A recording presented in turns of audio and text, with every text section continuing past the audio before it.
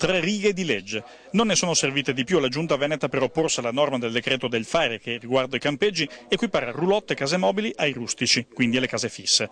Una volta avuto un parere di incostituzionalità della legge da un noto studio legale veneziano, ecco quindi la mossa della Regione, che si aggiunge al già presentato ricorso alla Corte Costituzionale.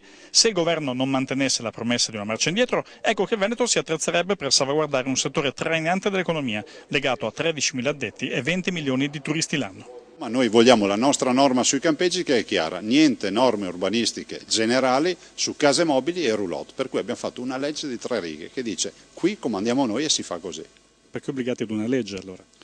Obbligati ad una legge perché nella fase di disperazione, visto e considerato che a Roma non si modifica quella legge sbagliata a livello nazionale, invochiamo la nostra autonomia e decidiamo in casa che si fa così, visto e considerato che nessuno ci dà risposte.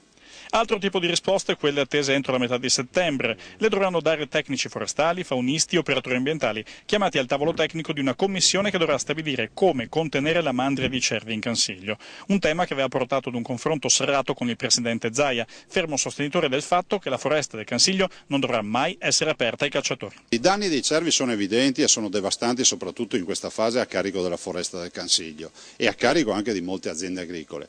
Si deve trovare una soluzione che non deve passare necessariamente per l'abbattimento all'interno della riserva del Cansiglio, piuttosto tutta una serie di misure che ci indicherà direttamente Veneto Agricoltura, che ha l'obbligo di fornirci tramite un tavolo di tecnici una soluzione entro il 15 di settembre.